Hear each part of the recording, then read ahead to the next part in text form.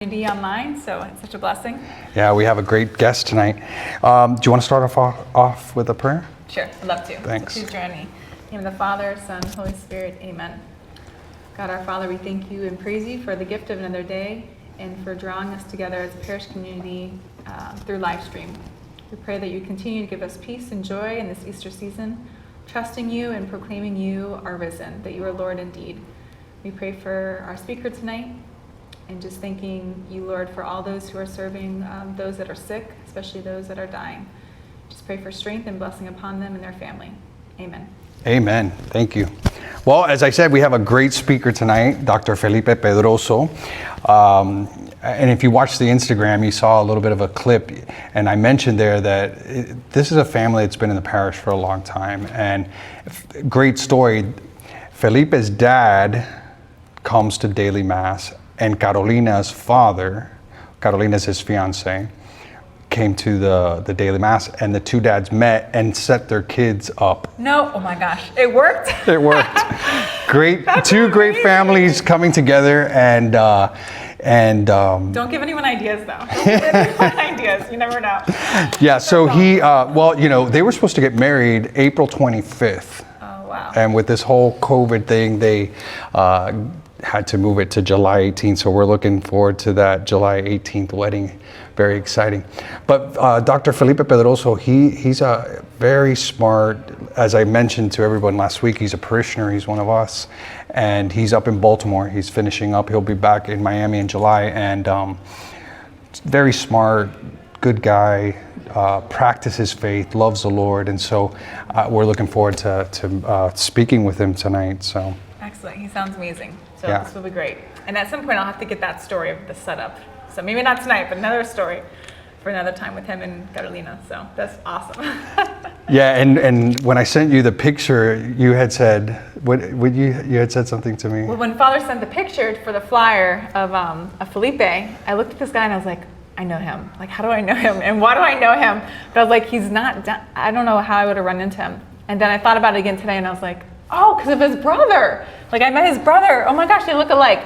And then, lo and behold, Father Vigo lets me know that he's a twin. So, yeah, thank you. And Jesus. they're identical twins. They look very much alike. They so. do. I mean, I was looking at that picture and I'm like, oh my gosh, this is unbelievable how much they're so much alike. Like, they're really, yeah, they're twins. Yeah, so it'll be great That's to awesome. speak to him and see what's going on, the perspective of a doctor, because things must be getting, you know, they're very serious there in the front lines and able to deal with patients every day, and also this thing that patients cannot receive their family members. Yeah. It's got to be hard. That's so hard. Yeah, so doctors are playing a different kind of role even in the midst of all of this. You Yeah. know, the kind of physician of the soul is accompanying them as well as the body. So it's very interesting to see, I don't know, what his perspective on kind of taking on that role is for him and what he's seen. So Yeah. that'll be awesome. Yeah, and it's and being the support system for patients, you know, you don't know if you're going to die, if you're going to, you're walking in the hospital and it's going to be scary. I know for me, when I had COVID and I went in to get an assessment, it's a scary thing. Yeah, I mean, no one wants to die. So Yeah. no one, that is a situation that no one wants to be in. And Yeah, that reminds me of a story, No One Wants to Die. I remember watching Larry King. Do you remember Larry King, CNN? He would do, yeah, Larry I'm King. familiar with that name. This Well, is the first time, all right. Well, he had a guest on. I don't know if you remember this guest. Her name was Tammy Faye Baker. Okay, I don't know that one. You don't know Tammy Nope. Faye Baker? Sorry. Well, Tammy Faye Baker, she was on this PTL. It was Praise the Lord Network, and it was one of the first, I think, tele-evangelist, you know.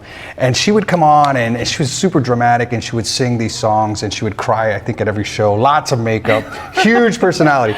But the reason why I mention this, because she was talking to Larry King, and this was like one of her last interviews. She looked really bad. She was suffering from cancer. She was dying from cancer, and she was on TV. And I remember, and you can watch this. I think it's on YouTube. But she was saying to Larry King, she was saying, because Larry King asks her, well, Tammy, you've been preaching about the Lord and you love the Lord, and are you excited to see the Lord? And she says, Larry, I love Jesus. I've given my life to preach to Jesus. but I just don't want to be on that next bus. Oh my gosh. And you're right. I think you're right. I mean, we could be That's faithful people. We could love the Lord a lot, but life is good, and so you don't want to be on that next bus. But we're going to see what Dr. Felipe Pedroso has to say to us tonight a little bit. Give us a little bit of his perspective. So Excellent. That'll be great. you know, one of the things that has been great, and I've been receiving feedback and people love, is the recommendation for books, and maybe we could do that at the beginning. And we'll get that out of the way, and then we'll see when Felipe joins us here in a little bit. So we're gonna talk. I'm gonna do mine first. Let me see. So Daniel, can we do that now? The book recommendations, the TV. All right. And also just a reminder for our viewers that on the live stream, you're welcome to make comments and questions as we go through our night. So don't be shy to interact with us, and especially when our speaker comes on, if you have specific questions that you'd like to gear towards him, we'd love to hear from you. Or if you're just enjoying the night, you can give us some shout out praises. We'd receive that with joy too. But we're glad to have you with us tonight. Yeah. So I have it here, and let me see. Here's the video, and how come the video does come out on this page? I'm not sure. I think you'll have to go back to... Does it give me the, let's see. Anyway, we'll figure it out. All right, so we're gonna go with my recommendation. We're gonna go with the movie? Start with Oh, books okay, so I'm gonna start with the book. So, yeah. So, Time for God. And I was talking to a parishioner recently, and he mentioned this book to me multiple times. I love this book. We had Jacques Philippe here give a talk recently, but it was mentioned to me like the fruits that he had gotten reading this book. So I said, you know what, I'm going to pull this book out again. And it's an easy read. It's so beautiful. And so I would recommend to you for this week an easy read, a beautiful book, something that it takes you deep and it makes you think. You can really savor what Jacques Philippe is saying here. So I'm going to recommend for my book this week, Time for God. So Excellent. I almost did a Jacques Philippe book too. Oh, good. I'm glad you did. And then I pulled back and I was like, I'll save that for later. So the book that I wanted to recommend for this week is called Discernment of Spirits by Father Timothy Gallagher. So if you're maybe looking for a book that might kind of challenge your growth, especially interior knowledge of God's movement in your life and discernment of spirits, it's an excellent book that really simplifies St. Ignatius of Loyola's rules of discernment. So that is one definitely to recommend and to check out sometime. Father Gallagher is his name. yeah, that's a good book. And then I'm going to move to my movie recommendation. Movie recommendation. Let's see. I can go first since mine won't show up. Yeah, there. go ahead and go to yours. I'll go. Oh no, it's up. Oh, it's up. Okay.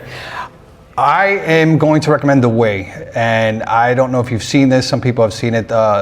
Walking to Santiago de Compostela was very popular. A lot of people have done that. I did it after we watched, I did it with a classmate of mine, another priest, and we watched this movie, and I was so inspired, and I wanted to go out and do it right away. So I did, and I loved it. My classmate's been back, I think, like 3 times to do the walk. I think you can see a picture up on the screen of me with the background. It was just so beautiful. You walk through all these little small towns, and you pray in all these little churches, and we would celebrate Mass in the different churches. And then at the end, you go to Santiago de Compostela. But it's a great movie. The Way, it's shot by Emilio Estevez's father, Martin Sheen.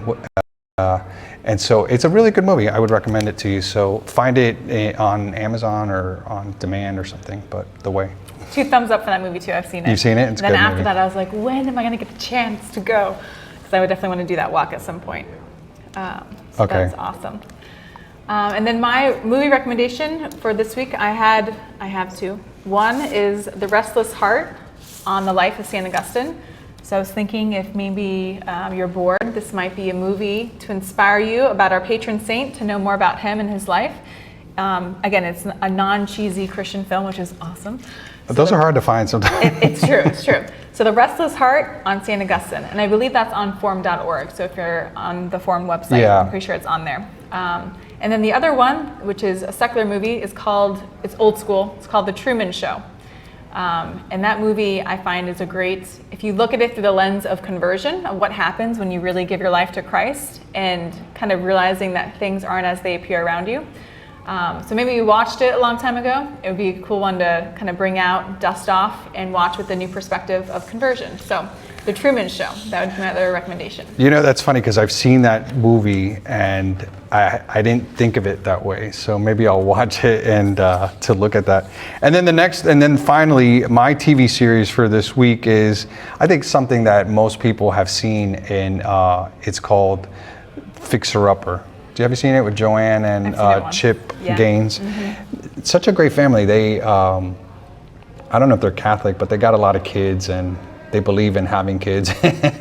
And but just like a wholesome, great show. And I like the dynamic between the two of them, how they play off of each other. And you could see that they truly love each other. So yeah, I would recommend Fixer Up.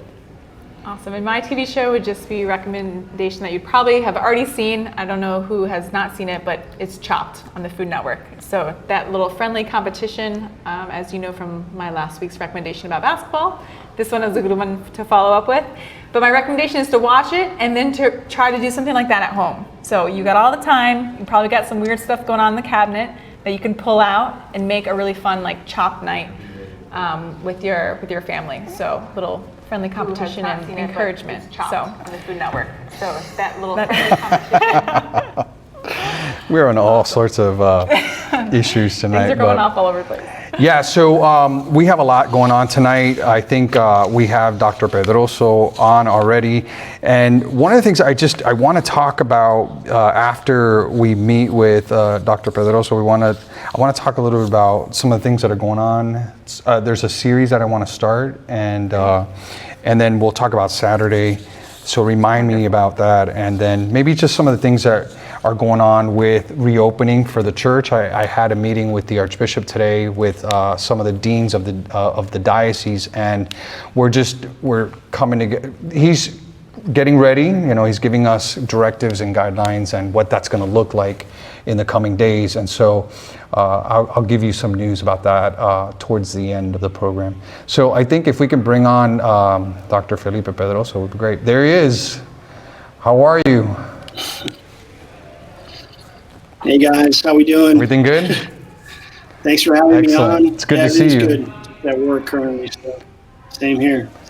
His it's very low. Thanks for having me on. It's very low. Yeah. Can you hear us? Can you hear me good?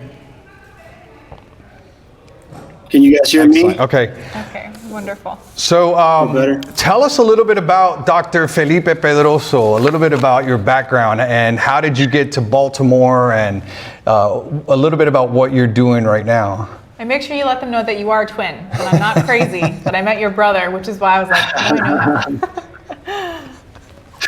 Yeah, I am an identical twin. So born and raised in Miami, and currently at Johns Hopkins doing a pediatric surgery fellowship, which is done in 58 days, but who's counting?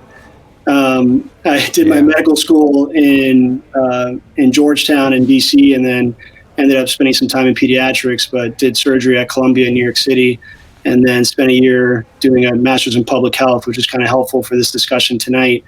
And am currently at Hopkins finishing up a 2-year fellowship. So it's been 11 years of training, but finishing up now and on my way back home to Miami and St. Augustine. And we'll be working at Nicholas Children's with Pediatric Surgical Associates, and starting in September. Congratulations on that. Yeah, so wonderful hospital. Yeah. Congrats, it's beautiful. Yeah, and we're glad that you're coming home, and we'll see you on Sundays at Mass. So excellent. So excited. Tell us a little bit about what you're seeing. What's the situation there at Johns Hopkins? I know you work primarily with pediatrics, but tell us a little bit about what you are seeing. So, Johns Hopkins has been kind of the epicenter for the epidemiology behind COVID. and they're the ones that have set up the main map for kind of assessing the spread of this virus, as I'm sure you guys have heard on the news. We have luckily not been as bad as New York City. I have a lot of friends in New York City currently, and their hospitals have been fairly saturated. We've been lucky from an adult standpoint, where we have roughly 150 patients in-house, with several, almost 40-50% of them on ventilators. I am very lucky being on the pediatric side that, pediatric patients are not as affected as adults, and so have not been, I don't get that much exposure to the COVID population, but definitely have several COVID patients in-house currently. Wow. Do have a question about that. Is there a particular reason why children are not as affected, or because I find that's very odd? Yeah, and now we're seeing in New York, and we're hearing on the TV that maybe we shouldn't be so lackadaisical, that maybe these kids are having like symptoms like Kawasaki and some inflammatory. How do you say that? Inflammation. I don't know, doctor, you tell me. How do you say it? See, we didn't go to med school. Yeah. I think inflammatory is like when you are. It's really interesting. Or something. There's still a lot of questions with COVID-19, and a lot of these questions are not answered yet. But what we know about the pediatric population is they're not as affected as adults. The adults, especially with patients that have heart disease, that have lung disease, that have comorbidities, are the ones that are really getting sick, being hospitalized, being placed on the ventilators. Pediatric populations, we don't fully appreciate or understand why they're not being as affected. It may be related to a less mature immune system, a less mature immune response. We're seeing in the New York Times, and we're seeing in the news that we've got kids that are dying in New York City from getting very sick, and something associated with like a Kawasaki, like you said. And it affects the blood cell, the vessels themselves, and Kawasaki is an inflammation of the vessels. And we think that the inflammation and the infection of the vessels themselves is what's causing this sort of kind of picture of Kawasaki, and kids are getting very sick. But a new study just came out this week in a pretty big journal that looked at a big population of pediatric patients, and that population sort of responded similarly to adults in terms of how sick they were. It's actually getting sick, but when they are getting sick, it's a similar sort of presentation. Wow, that's so interesting. Yeah, and there's a lot of people that are really scared, and rightly so. They're very fearful of contracting COVID-19. What would you say as a doctor? What is best practices, or what would you tell them? I think the most important thing is what we're all doing, and it's really social distancing, and appreciating the fact that social distancing works. You all have seen curves and graphs that look like we were rising up significantly, and now have sort of plateaued and gone down. And if you look at all of these graphs, you can see a peak, and you can see it start sloping down, and that sloping down really happens after social distancing was instituted. So we know it works, and I know we're probably going to delve into how we reopen and how are our lives going to change. But in reality, I think the new norm will be more of a respect for social distancing, staying 6 feet apart, wearing masks, not touching your eyes, touching your nose, touching your mouth, washing your hands regularly. All of that, it's important now, but it's going to continue being important until we have an effective vaccine, or we've got enough people infected that we'll have something called herd immunity, which I know a lot of you have heard about. Yeah. And what are some of those symptoms that we should be aware of? Because I've heard many different variation of things to be concerned about. Like nowadays, I don't want to sneeze in public because I feel like someone's going to shoot me. Yeah. Like, I don't even know if that's part of the whole package though. But could you maybe kind of give us some, like what are the symptoms to start being concerned and then taking some action about? Yeah, I mean, the other day I coughed in a hall in the hospital and all heads turned towards me, so I know what you're feeling. But I believe it. Oh my goodness. The main symptoms, the main symptoms are, very similar to the flu. Runny nose, cough, and body aches. And some people will have GI symptoms such as diarrhea, vomiting. There's also very strange symptoms such as loss of sense of smell, which has been happening. Shortness of breath, chest tightness is something also that people complain about.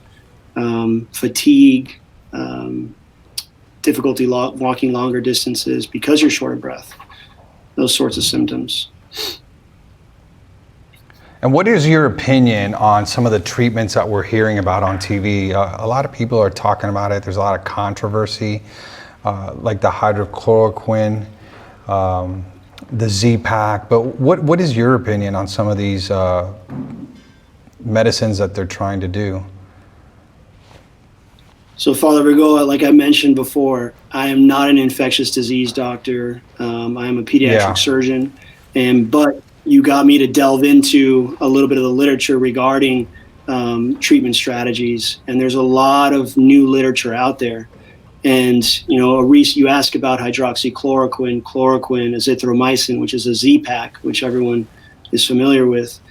A new study just came out of New York in one of the bigger journals and medical journals that we have, and it compared hydroxychloroquine, it compared azithromycin, a Z-Pack, and the combination of both of those compared to a placebo, which means basically a sugar pill, a pill that shouldn't have any effect.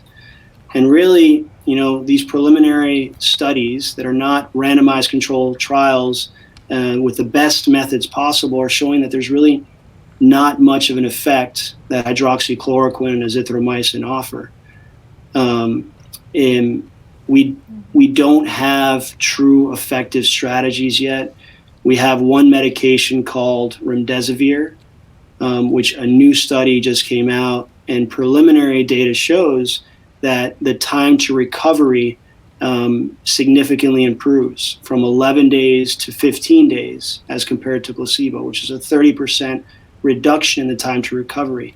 And 4 days in the hospital is a significant thing for a patient. Yeah. Also, it looked like it improved mortality from 11% of people dying with a placebo compared to 8% of people dying on remdesivir. So that's all preliminary data. We don't fully understand what the final analysis is going to show, but there's promising news out there that some strategies are working, and we're making progress. And let me ask you this: what do family members expect when their family member is taken ill and they have to take them to the hospital? Usually, what happens is you go to the hospital and your spouse goes with you, or your mom, or someone accompanies you during that whole process. But so what's happening now when a family member goes to the hospital? So this is the hardest part about this illness. And, you mentioned last week in your town hall meeting that one of the most beautiful things that, families can experience is being present with a family member, at the time of death. And unfortunately, with COVID-19, it's very difficult to have the opportunity to be present because of the risk of developing an infection, because of the risk of contracting COVID. So unfortunately, patients are coming into the hospital and family members not allowed to be at bedside.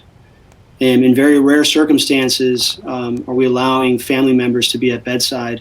If a family member is dying, for example, they will make special circumstances.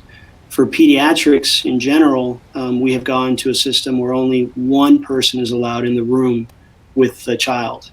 Usually, well, thank God, both parents could be in the room, but in peds, it's one parent is allowed in the room.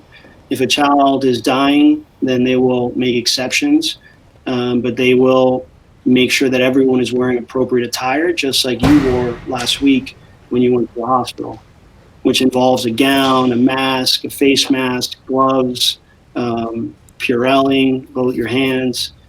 So it's a lot of work to be able to see someone.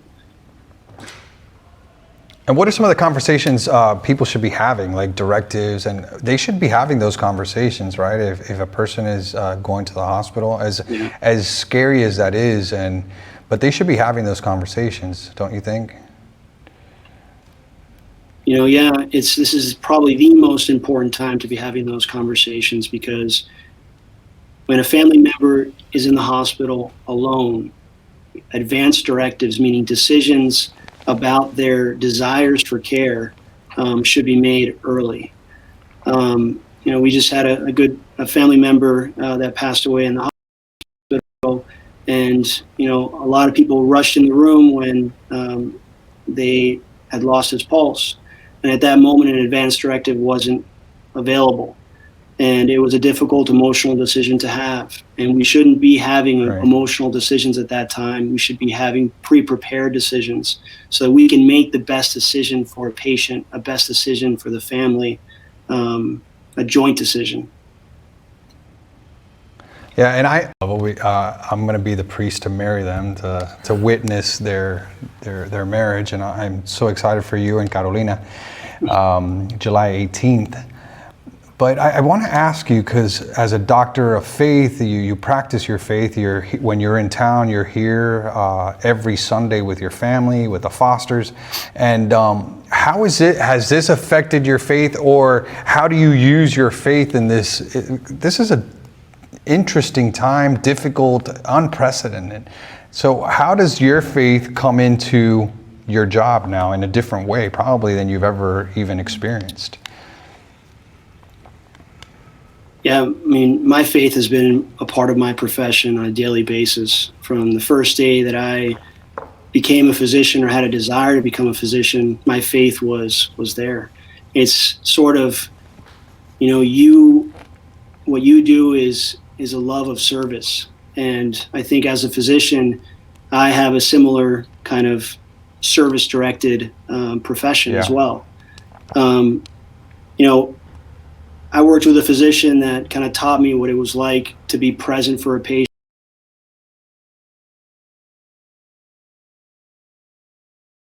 I remember a dying patient telling him, and there was really nothing else that he could do for him at the time. And the patient said to the doctor, "Thank you for everything you've done for me." And his response to that patient who was dying in front of him with the family members all around were, "I am here to serve you." And I think our profession is purely service, and we have to open our eyes on a daily basis as physicians to really here to serve others, and we are here to provide the best care for others. You asked me before this talk to really kind of talk about my faith and my profession, and my father-in-law that passed away that you've talked about several times, Chris Foster. He wrote me something once that I wanted to share with the parish. And what he said was, open your heart and mind's eye to God's presence, which is all around us. He is everywhere, in everyone, and especially living within you. Look for him everywhere. Seek him where you think it will be impossible to find him. He will surprise you. And on a daily basis, I am surprised by my patients. On a daily basis, I'm surprised by outcomes of my patients. On a daily basis, my patients surprise me just by the things that they say. Regularly do I see patients that tell me, do you have any other questions? And the family member will say, se lo pongo en la mano de Dios y en la mano de usted. And I'll translate, but it means, I leave everything in the hands of God and in your hands. And in reality, I am merely a vehicle for God and trying to serve others to the best of my ability. And I find what I do truly an honor, and I couldn't be happier doing what I do and couldn't see myself doing anything else. Well, God certainly picks certain people for these kind of vocations, and you do have a vocation to serve, and it's admirable the love that you have for your profession and how you serve medicine. How you're being a doctor. So But how are you specifically with this isolation? And I know you spend a lot of time in the hospital and you're away from your family, and you know that all of us are in lockdown. And so how are you dealing with that? Yeah, it's terrible. You know, my fiance lives in Miami, and I haven't seen her in 9 weeks.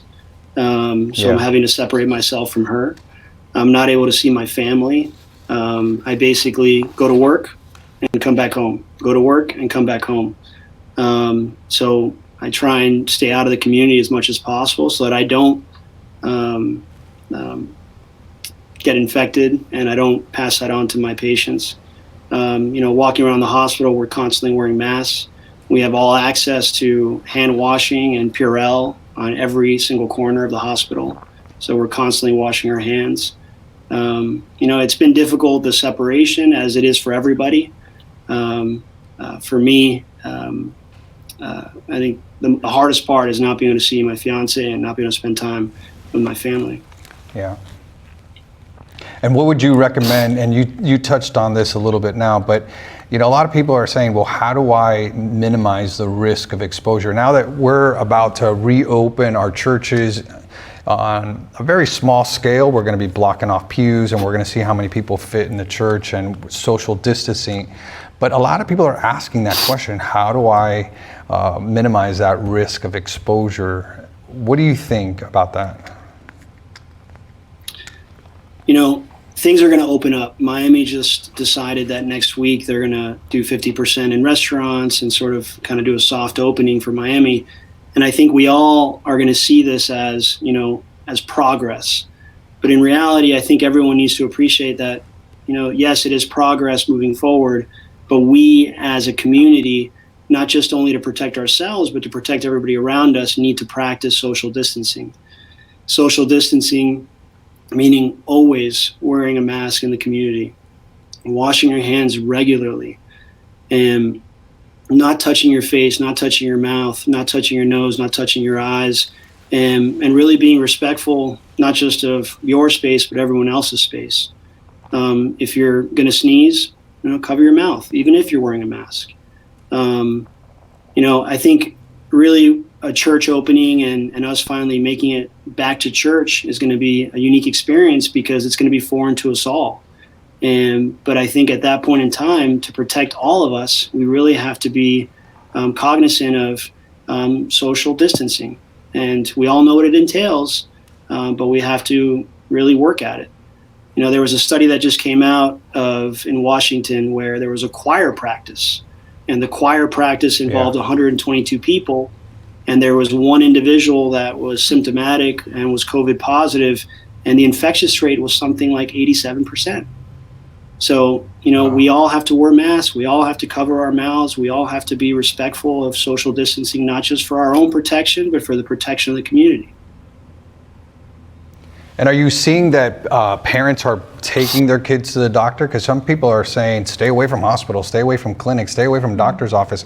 And that could be something dangerous as well, that parents are not taking their kids to the pediatrician or to the hospital. What do you think about that? Yeah, I think it's very important that we all don't kind of lose track of kind of taking our kids to the pediatrician's office.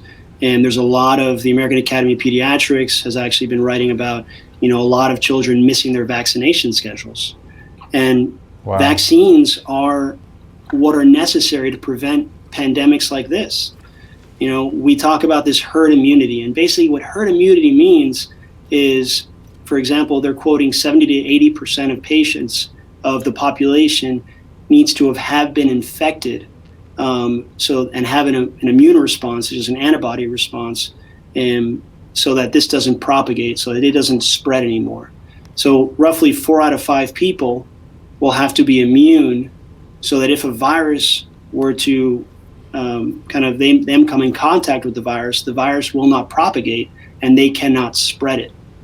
And so vaccinations in pediatric patients is similar. The reason we vaccinate is to develop herd immunity, so that we don't propagate measles, chickenpox, rubella, mumps. So families that are scared about going to their pediatrician's office, it's a mistake. And, pediatricians' offices are safe. They are taking measures that are appropriate to keep everyone safe, your children, yourselves, and themselves. So take your children to the pediatrician's office. Let them get vaccinated. Don't miss your vaccination schedules. And I think this pandemic really shows us why we need the importance of vaccination. And here's a question for you, because I had the good fortune to be able to call you every day. You called me every day. We were talking when I was going through the COVID-19 saga. But a question that I have is, when does a person call their doctor? Like they're having symptoms, but when is it? Should they wait till they're not able to breathe, or one? Because I know some doctors are doing like telemedicine. You did telemedicine with me in the sense that you were saying, "What are you feeling?" And but when should a person call their doctor? I tell families that if you're worried, call us. We're available 7 days a week, 24 hours a day. If there's a concern, call us. I think a lot of the worry at home is because you have unanswered questions. Have your questions answered. Call your physicians. But the reality is that a lot of patients that have mild symptoms will stay home. A lot of patients that have moderate symptoms will stay home. But if you notice you're having worsening shortness of breath, if you notice you're having to an extreme bluing of the lips, which means just low oxygen levels, if you're so fatigued you can't get out of bed, if you're so fatigued you can't drink, you can't eat, then you need to call your physician. And that's very important. Your physician's going to know best when you need to come to the hospital. And you don't want to allow it to be too late before you come to the hospital. So call them if you're worried. If you have any unanswered questions, call them. They're always available. And I think unanswered questions are why a lot of people worry at home and family members worry. That's very true. I do actually have a personal question from some of the things that you were sharing earlier. Many times people see people who are doctors, especially in the medical field, as maybe a conflict to the faith, but it sounds like your faith has always been a part of your life. Was there a time that you felt like you really grew in owning your faith as a doctor and seeing God at work in your profession instead of it being something separate or on the side? Yeah, I think, I was trained in a Jesuit institution, and they always taught us to look everywhere for God. And I think the first time that I actually opened up an atlas of anatomy and I looked at it and I said, wow, this is amazing. How is something like this so complex and not something coming from God?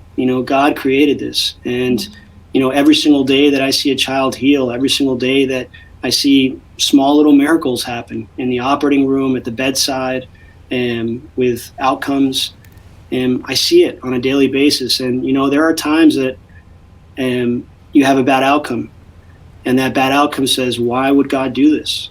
This child doesn't deserve this, or this patient doesn't deserve this. But I had a mentor of mine that said to me, he goes, Felipe, you will always have those moments, but you need to remember of all the patients that you helped. But those unique instances where it didn't go your way, they're going to happen. But always remind yourself of what God provided you, your patients, and had good outcomes. So that's great. I'm amazed by science and surgery and medicine, and I think what I do is something special. And like you said, it's an act of service, and I see God's work on a daily basis. I just always need to remind myself to keep my eyes open and witness it, regardless of how tired I am or fatigued. Here's a question, and I'm sorry that we're jumping around, but these are things that are popping up in my mind.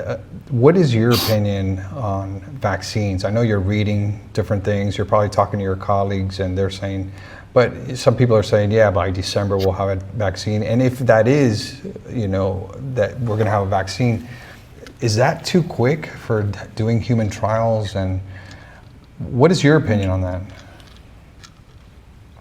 Yeah, nobody has seen what's happened in the scientific community currently. I mean, trials are happening in the matter of weeks. And does that mean that we're going to have shoddy science? I don't think so. I think we're still going to have very robust trials. The number of vaccines that are currently in development are quoted around the hundreds, around 100. They're acting at different areas of the virus. They're trying to attack it. They're trying to stop it. They're trying to halt it. Who knows which one's going to work best?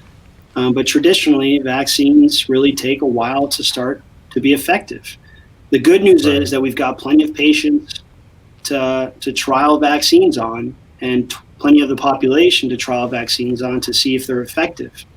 And there has never been so much motivation within the scientific community to really push to develop something that's effective, because we're all being affected by this pandemic. So I do foresee it. I see it's going to happen. Do I know when? No. Does anybody know? No. But, you know, the scientific community, Fauci, NIH, they all state that, you know, hopefully by next winter that we have a vaccine that's promising and hopefully effective. So tell us a little bit about your new role in Miami in July. What is that all about at Nicholas? Yeah, so I'm a pediatric surgeon, and what I do is mainly patients that are 18 and under. A lot of congenital abnormalities when a child is born with something and that, you know, it's not normal. I would be the one to fix it. And some children, believe it or not, are born with their bowels outside their bodies, and we fix that. Some children are born with no anuses, and we fix that. Some children are born with other defects that need correction, and the surgeon, the team with the neonatologist, the premature patient doctors, as well as ourselves, kind of fix those things. And also just bread and butter stuff that pediatric patients need, such as hernias, such as circumcisions, appendicitis, gallbladder surgery, anything in the belly. So really, I'll be involved with anything in a pediatric population except for heart surgery and brain surgery and bone surgery. So anything in the chest, the belly, cancer included, I'll be involved with my group, which involves 4 other people at Nicholas Children's. I'm just excited to get back home. Yeah, we're excited to have you. Any exciting, any special prayers that you say before surgery, or a routine that you do before you go in and perform surgery? I think you've been talking to Carolina. No. Yeah. You know, every time I go awesome. before surgery, when I'm scrubbing, I do actually say a small prayer, you know, just so that God guides me and make sure that I work effectively in His name. And it's a prayer that I won't share, but it's one that I say when I'm scrubbing prior to every single case. That's such a powerful testimony to, like, recognizing that you're a servant of God, like in your workplace, and giving Him permission to use you, and kind of giving you probably that freedom and that peace to do the best that you can and let the rest be up to God. I'm just so touched by your witness and your faithfulness, and your invitation that you've given to God to be a part of your profession. I think it's very admirable. Yeah, so we're coming up to a close here, but I want to say, you know, you were supposed to get married on April 25th, and it was moved because of all this COVID-19. You and Gato were going to get married here at St. Augustine. How's that affected you? And I mean, you talked to us a little bit about how much you miss her and the family, but you'd be married already, you know, and so. Yeah, you said, how has this pandemic affected me? And that's one of the big things that's affected us. You know, we've been long distance for quite some time, and all we really want to do is be together and finally marry under the church and with you as our priest. And that's been delayed somewhat. But, you know, we're excited to finally start our new life together. And what better way than finishing my training and moving to Miami and getting married at the church that we were raised at. You know, I couldn't be happier. Couldn't be happier. Well, I was telling Carolina because this is still up in the air. I mean, we're thinking about reopening, and different cities are putting in different phases and things. But for a bride, it's got to be hard. Every girl dreams of the day when she goes to get married and she has her wedding. But I told Carolina, I go, "You're getting married on July 18th. If we're doing it with 4 people in the sacristy." But I understand. I know what's going on, and it's got to be hard. And I think that you guys are such well-grounded, and you had such a great formation from your parents, Jorge and Lourdes, and I know Carolina with Sylvia and Chris, that's going to empower you both to just say the most important thing is that we are getting married, we're starting our lives together, it doesn't matter, and here in the presence of God, and whoever makes it, and we can have a huge bash later on. But I get it, I understand every girl's dream for a wedding, but hopefully everything's gonna pan out, and July 18th is gonna be just beautiful. So please stay safe. We need you healthy and back here in Miami with us soon. And I just want to thank you on a personal level. You're a friend, and I'm proud to have you in my life. And I pray for you every day to keep you safe, and to have you back here in Miami on July 18th with your beautiful bride. So thanks for being with us tonight. Thank you so much.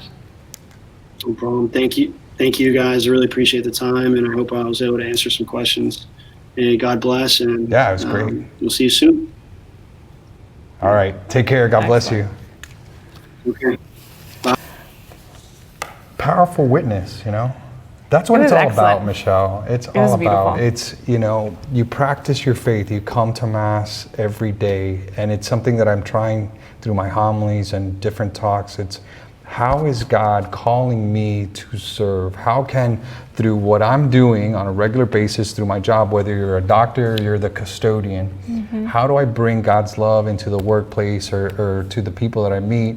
And how I serve the Lord attracts others to the faith. And this is a young man who was raised in the church, but really walks the walk. He practices his faith, him and his fiance. So just how amazing, and what a bright guy, and so glad to have him on. So we need everybody to stay safe. I think that some of the recommendations that he gave tonight about precautions and minimizing risk, that's what we need to do. We need to wash our hands. We need to not touch our face. One of the things, and maybe I'll talk about that now, is just reopening. We're going to start with daily Mass. And we're going to invite people to come and see how that goes. I don't know if I'm gonna have to open the overflow or not, but we're gonna have to have like 96 people roughly, because we counted it with the pews and things. But we'll see, we'll see what happens. But again, it's gonna have to be all of the same precautions. Wearing a mask, if you wanna wear gloves, that's fine, wear the gloves. But when you come up to the communion line, you won't be able to have your mask on. Just right before you receive communion, maybe take your mask off. Don't use a glove either. Something that they were talking about today in the meeting, we may have to do like one line that comes down, and then like on Publix. Have you been to Publix yet? There's like an arrow for this lane, and then there's another arrow for this lane. We may have to do that for using the side aisles. We may need to do that, but we'll see how that works. Prepare. If you're going to come to daily Mass, I'm going to tell you right now, there's not going to be air conditioning. I'm going to try this. I was talking to another doctor, and he was reminding me that air needs to flow. And maybe I should have asked Dr. Felipe Pedroso tonight, but there needs to be some circulation. And we're fortunate here at St. Augustine. We have all those sliding glass doors down the middle, down the sides, and so I can open all of them up and have that cross ventilation, and maybe the fans on. So dress accordingly. Might be the first time those are open since the 50s, huh? It may be the first time they'll be open, but we want to have that cross ventilation. So, and I think that it's been windy enough that That's true. Pretend you're in solidarity with people like in Cuba that don't have air conditioning in their churches, and it's early enough in the morning that maybe not that hot. I don't know what to do with the noon mass or if I'm going to have the noon mass, but we're talking about that. And if we see that the 8 a.m. mass is just completely full, we may need to do that. So we'll see. Yeah, and I think just a reminder too, it's to come with a heart of humility and patience. Right. Because we're trying all these things out. If we max our number out, if things happen and you're not able to stay for the mass, like we just have to come with a heart of openness, humility, and just patience to see how this will all work out. So we thank you in advance for that and trust that everyone that comes out will be with that posture. Yeah, and the dispensation is still valid for everyone. That dispensation which for the Sunday obligation. So if you're afraid to come to Mass, or you're elderly, or you have your immune system is compromised, or you're not feeling well, know that dispensation is there, and we will continue to live stream. Something that and we'll talk more about that. I'll probably do a video once we find out when we're opening, so stay tuned to that. I'm gonna put something together, like a little hit list of what to expect when you come back to Mass, so wait for that. One of the things that I am excited about, and we talked about this a little bit, is a series that I want to start. And I'm going to start with once a week, and then maybe we'll do it twice a week. We're going to try Tuesdays and Thursdays. So we're going to see. What I want to do is I'm going to have this live show upstairs in our office kitchen, and it's going to be lunch with my pastor. And tell me, I want to hear feedback from you to see if you think this is something that. So what I'm going to do is I'm going to have parishioners come and have lunch with me, and we're going to film it live. And I'll either cook or. Oh gosh, maybe you might not. No, I'm a good cook. You might not get a showing, Father. I'll either cook or I'll ask someone to cook and bring like your favorite lunch meal or something. And what I want to do is we'll talk about, why are we eating this? A little bit about the lunch, and then I'll ask them to just talk a little bit about who they are. And then what I want to talk about is their faith and how involved are they at St. Augustine, and then also to talk to us about the ministry that they're involved in, so that the parish gets to know a little bit about different ministries. And also, you may sit in front of someone at Sunday Mass and not recognize them, not know their name. So if I can get enough people in here and say, this is who I am, this is the ministry that I'm part of, or not, maybe you want to get involved and maybe talk about a little bit about your vocation in life and what you're doing and how you serve the Lord in your capacity, I would love to have you for lunch. So let me hear from you, send me some feedback, and we'll social distance in the kitchen. So we'll see how that goes. And if Father Regilla cooks, you'll do a food review too, so that it's real. Yeah, they have to do a good food review. So that's awesome. Do you want to talk about Saturday?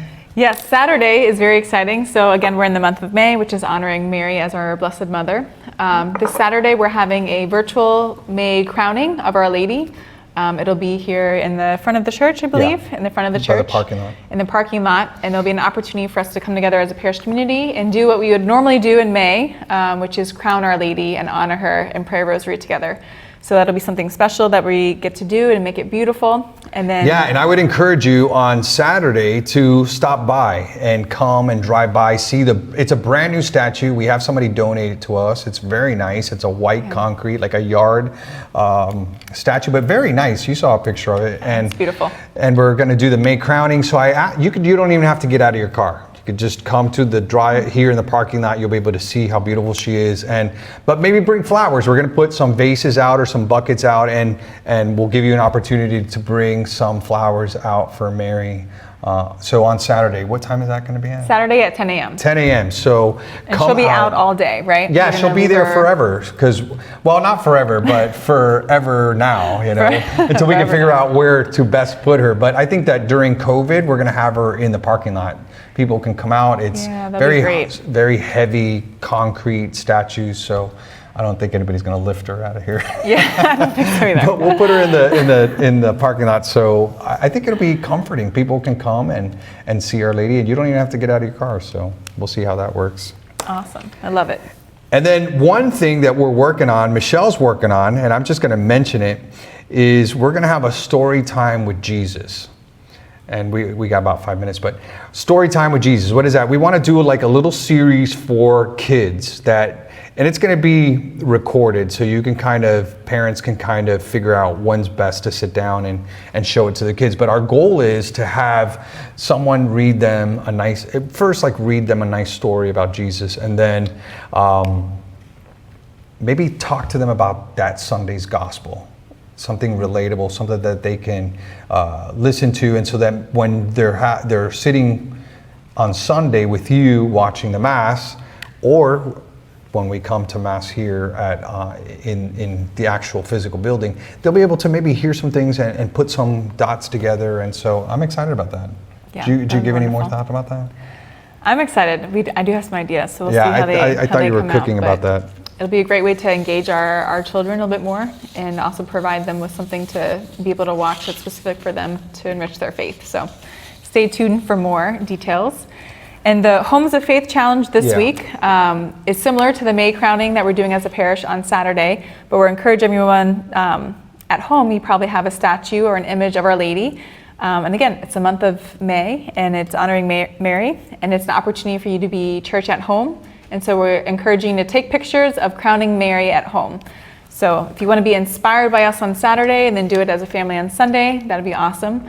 But some way to, again, remind yourself of honoring Our Lady, but also teach the family that this month is special, and to make her someone queen of your home. Yeah, and I think it's important because you remember as kids, we did that as kids, and a lot of the kids were not in school, in parochial schools, and so they missed out on an opportunity, this beautiful tradition of singing songs or saying a prayer to our Blessed Mother, and then doing a little May crowning. So yeah, we encourage you to do that and take a picture, send it to us. We'll post it on our Instagram or Facebook or whatever. But I think it's important that we do that. Any other parish announcements? The only other announcement is just a reminder that we've been doing the prayer candles of St. Anthony. So although, again, the church doors are not open yet, you can't come into the church to pray before the statue of St. Anthony, who is an amazing intercessor for all intentions. We can do that for you. So online you can make a gift and then offer your prayer intention, and then that next day, Father Vigo brings all the intentions to the statue of St. Anthony and prays for those and lights a candle. So it's just a way, again, to get you involved and interactive in our church. Although you're not able to be here in person, we'll do it for you. Well, he'll do it for you. Yeah, I'm doing it, and I'm enjoying it too. And I sit with the intentions, we'll light the candles, and we pray the St. Anthony prayer, which I love. And it's like a little ritual that I'm doing, because there's not much to do during the day, I mean, I stay busy. I'm a type of person that if I don't have something to do, I'll find something to do. But right now with this COVID, I'm not having people come in for appointments. Right. I have a lot of Zoom meetings and we have phone conversations, but physical, I have a little bit of time. And so I spend a lot of time in our church, and it is a beautiful church. And so send in your prayer request. I sit there in front of St. Anthony. I dedicate that time every day to pray to the Lord. And also in the Blessed Sacrament Chapel when I do the Divine Mercy at 3 p.m. So send those in. And then just to finally mention that confessions are going well. People are loving it. They feel very safe. They don't have to wait that long. Usually we have about 3 priests that are helping with confessions. And we have it on our webpage. Just go on there and sign up for a time. Put in your first name. But overall, I've been hearing from people that they just love it. And they're so grateful that they're able to come to confession, and we do it in a safe way. What we're doing is the priests are sitting inside the building, and there's like an open door, and then there's a chair about 8 feet away. And there's breeze, and it works really well. So if you haven't been to confession in a while, I really recommend that you do that. Go to our website and sign up. Now, one thing that I would recommend this, and I know you put that up in the banner that we had, but this is not for now. This is not a weekly thing. You may want to go monthly to confession, because what happens is that you're taking a spot for someone who hasn't been to confession. So I would encourage you to maybe not go to confession weekly, unless you're in mortal sin. Then yes. Something very serious, you need to come to confession. But if it's something that can wait for a month or a couple weeks, and in charity, give that time slot to someone else, because what we're finding is some people are trying to come on and they're having to be bumped to another day. So, and you've reached out to people that are on waiting lists and stuff, which is great. But so go to confession. It's working well. People feel safe. And it's 8 o'clock, and I think that I want to keep it at 8 o'clock. So excellent. Great show tonight. Thank you to Dr. Felipe Pedroso, amazing witness to the faith and just how a doctor can really make a difference, being an instrument of God to people, and especially during this COVID time when people are stressing, people are alone, people are anxious and very sad. The family members are outside, and then the patient that's in the inside. And to have it, wouldn't you want this doctor to come visit you? I was about to say, I'm like, I'd be happy if he was my doctor in that situation. Yeah, but what a doctor. blessing that there are many like him out there that are allowing, again, to be that physician of the body, but also of the soul, especially during this time. Amazing. And I'm looking forward to his wedding with Carolina in July. So anyway, that's our night tonight. Stay tuned for our guest. I'm not going to announce it tonight. I'll let you, we'll probably send it out in a couple of days for our guest for this coming Wednesday. So every Wednesday, 7 p.m., join us.